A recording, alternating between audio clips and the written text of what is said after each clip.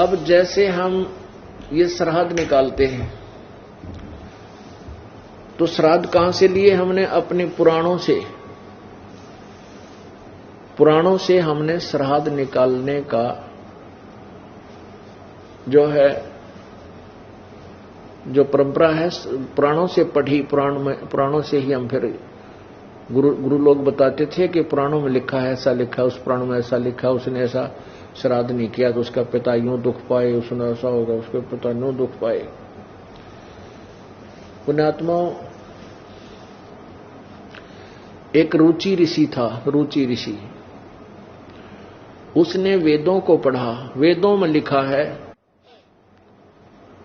कि मनुष्य जीवन दुर्लभ है और मनुष्य जीवन प्राप्त करके एक परमात्मा जो कुल का मालिक है, उसके अतिरिक्त किसी आन उपासना नहीं करनी चाहिए, ना कोई कर्मकांड करना चाहिए, ये जैसे श्राद्ध शुद्ध निकालना, तीर्थ भ्रमण आदि।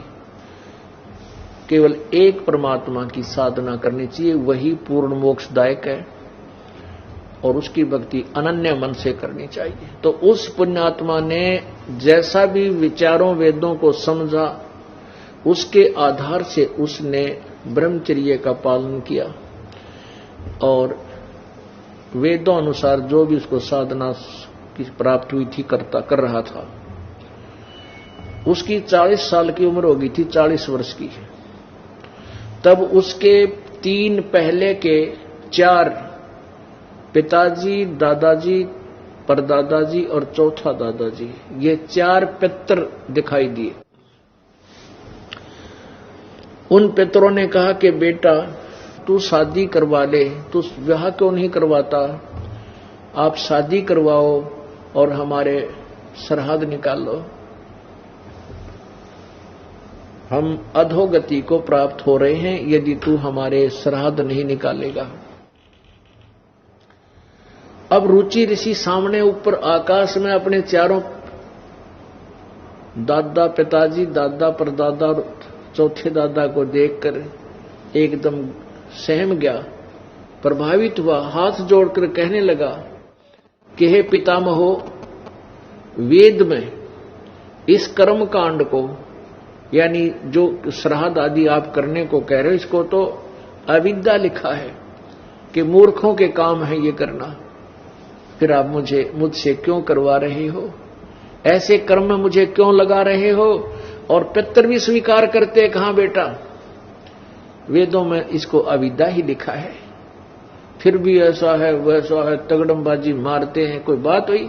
एक राजा का संविधान है, राजा का विधान है कि ऐसा करोगे तो तुम्हें ये सजा मिलेगी। जैसे किसी ने किसी की हत्या कर दी तो उसको सजा मिलेगी, 20 साल की कैद होगी, और उसके विपरीत उस कानून को तोड़ने से।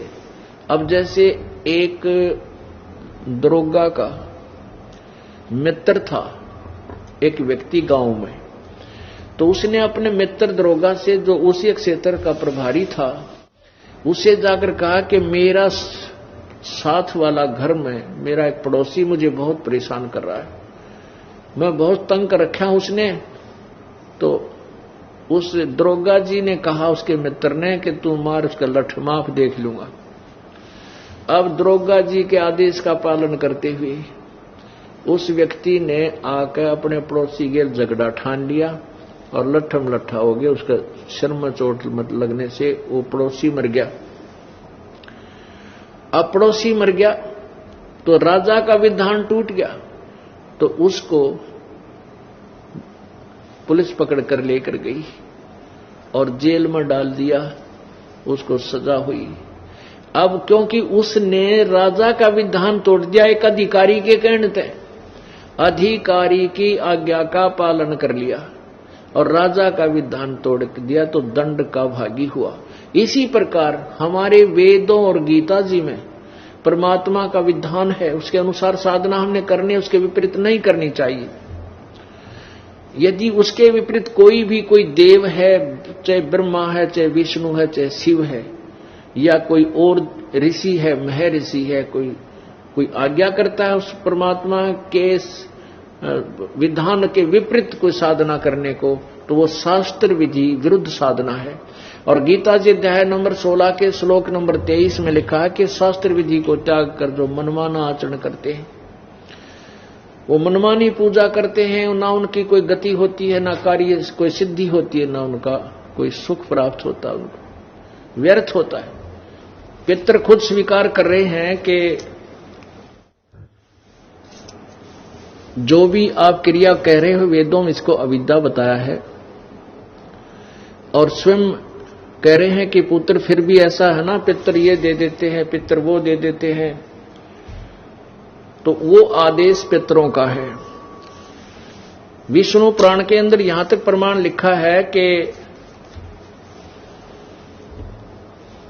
श्राद्ध निकालने के लिए ब्राह्मण बुलाने चाहिए, जैसे पितरों के लिए तो इवन नंबर और देवताओं के लिए ऑड नंबर है। फिर उसमें आगे बताया है कि यदि 1000 ब्राह्मण बुलाए गए हों श्राद्ध निकालते समय, और उनके सामने उनके समक्ष एक योगी यानी तत्वदर्शी संत एक अकेला ही वहां बुला लिया जाए श्राद्ध कर्म में, तो वो तत्वदर्शी संत उन 1000 ब्राह्मणों का भी उद्धार करे और यजमान का भी उद्धार करे। तो पुण्यात्माओं, परमात्मा कहते हैं एक का साध्य सब सदय, सब साध्य सब जावे, और माली सींचे मूल को फिर फले फूले अगावे।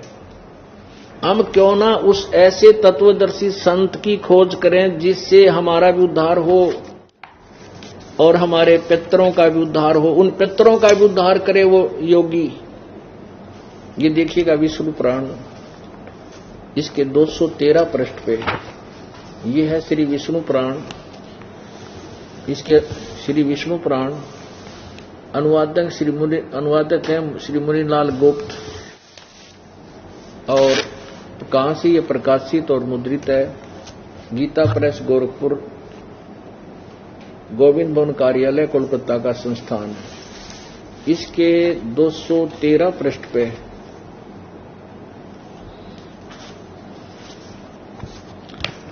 ये देखिएगा, पृष्ठ नंबर 213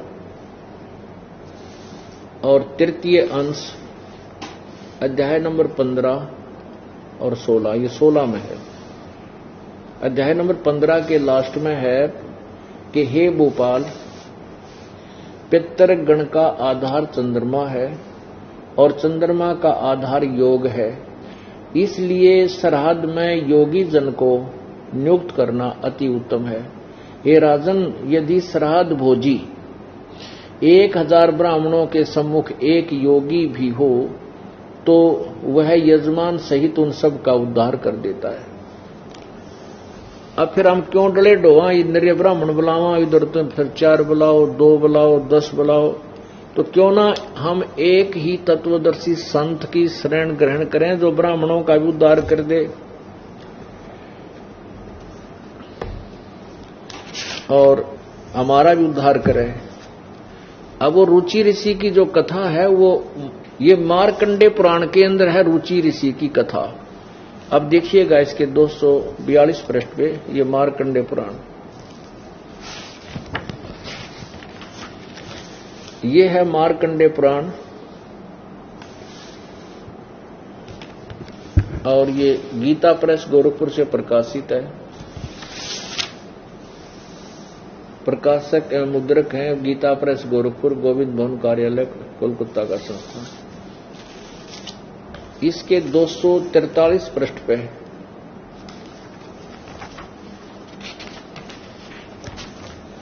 ये देखिएगा, 242 पृष्ठ से प्रारंभ होता है संक्षिप्त मार्कंडे पुराण। नीचे रोच्य मुनि की उत्पत्ति कथा। रोच्य मार्कंडे जी कहते हैं, ब्राह्मण पूर्व काल की बात है, प्रजापति रुचि ममता और अहंकार से रहित इस पृथ्वी पर विचरते थे। उन्हें किसी से भय नहीं था। वे बहुत कम सोते थे। उन्होंने न तो अग्नि की स्थापना की थी, न अपने लिए घर ही बना रखा था। वे एक बार भोजन करते और बिना आश्रम के रहते थे। उन्हें सब प्रकार की आसक्तियों से रहित एवं मुनिवर्ती में रहते देखकर उनके पितरों ने उनसे कहा। पितर बोले, बेटा, विवाह स्वर्ग और अपवर्ग का हेतु होने के कारण एक पुण्यमय कार्य है, उसे तुमने क्यों नहीं किया? गृहस्थ पुरुष समस्त देवताओं, पितरों, ऋषियों और अतिथियों की पूजा करके पुण्यमय लोकों को प्राप्त करता है। अब देखो, एक गृहस्थ पुरुष समस्त देवताओं, पितरों, ऋषियों और अतिथियों की पूजा करके पुण्यमय लोकों को प्राप्त करता है, मोक्ष नहीं। वह सभा के उच्चारण से देवताओं को शब्दा, शब्द से पितरों को तथा अन्नदान, बलि, वैश्वदेव आदि से भूत आदि प्राणियों एवं अतिथियों का उनका भाग समर्पित करता है। बेटा, हम ऐसा मानते हैं, यानी फाइनल नहीं है, हम ऐसा मानते हैं कि गृहस्थ आश्रम को स्वीकार न करने पर तुम्हें इस जीवन में क्लेश पर क्लेश उठाना पड़ेगा और मृत्यु के बाद में और दूसरे जन्म में भी क्लेश ही भोगने पड़ेंगे। अब रुचि ने कहा, पितरगण, परिग्रह मात्र अत्यंत दुख है एवं पाप का कारण होता है। उससे मनुष्य की अधोगति होती है। यही सोचकर मैंने पहले स्त्री संग्रह नहीं किया। मन और इंद्रियों को नियंत्रण में रखकर जो यह आत्म संयम किया जाता है, वह भी परिग्रह करने पर मोक्ष का साधक नहीं होता। ममता रूप कीचड़ में सना हुआ होने पर भी यह आत्मा जो परिग्रह शून्य चित्त रूपी जल से प्रतिदिन धोया जाता है, वह श्रेष्ठ प्रयत्न है।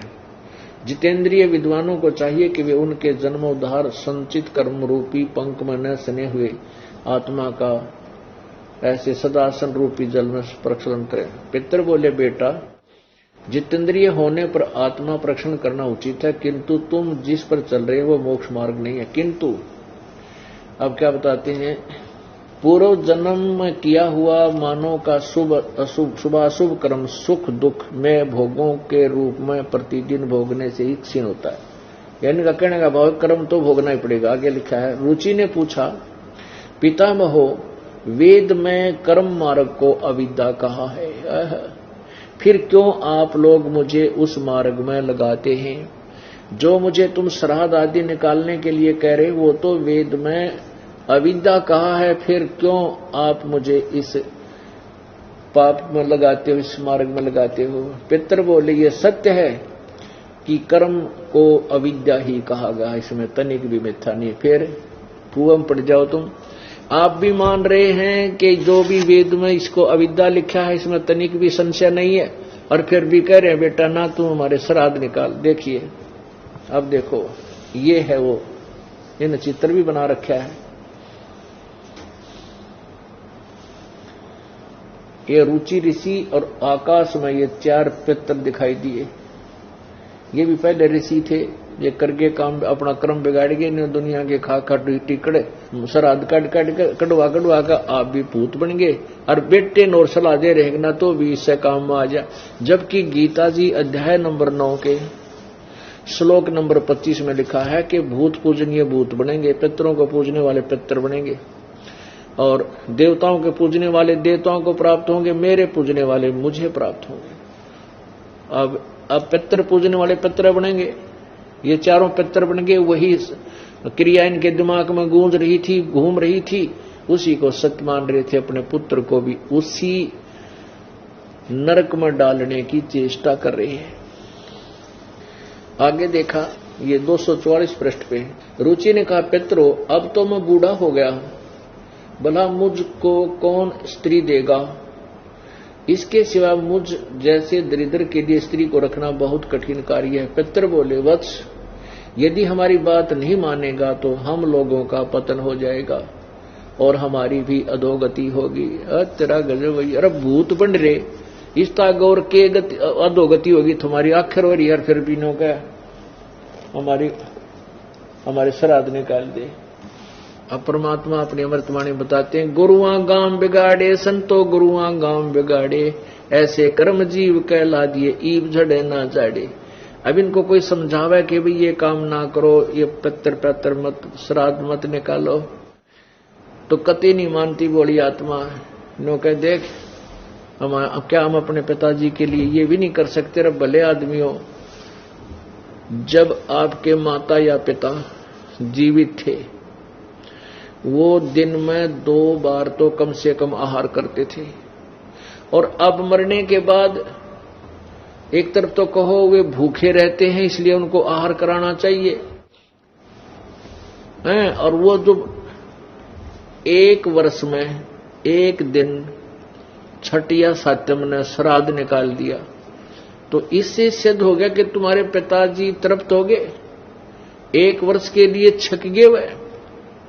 या भी अकल मार रखी हमारी।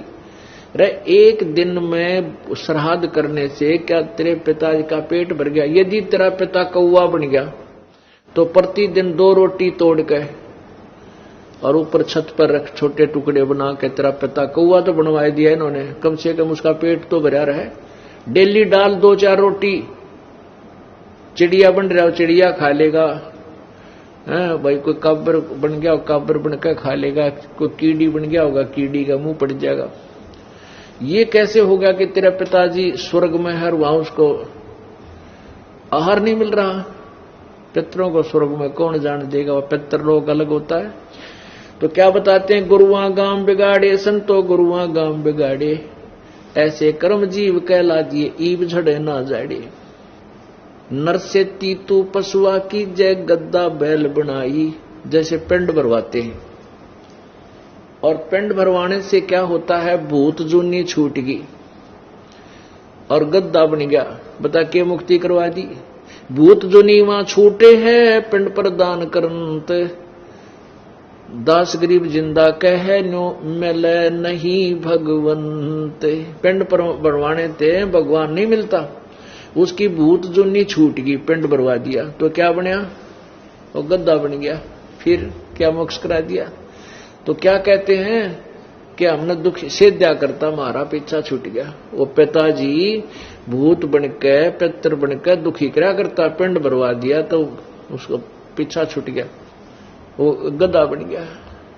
कहते हैं फिर पीछा तू पशुआ की जय गद्दा बैल बनाई, ये 56 भोग कहाँ मन बोरे कि तक कुरड़ी चरणे जाई। अब कितना आप मनुष्य जीवन में कितना अच्छा आहार करते हो, भूख लगती है, घर पे हो तो खाना खाते हो, कहीं सफर में हो जाते चाय बनवा लो, कोई दूध पीवे, कोई फल खा ले, अच्छे चाय समोसे खाओ, तुरंत अपना समाधान कर लेते हैं। प्यास लगती है तुरंत हम जलपान कर लेते हैं। और फिर क्या होगा, नर से तीतू पशुआ की जय दीजे बैल बनाए, 4 पहर जंगल में डोले तेरा तो ना पेट भराए।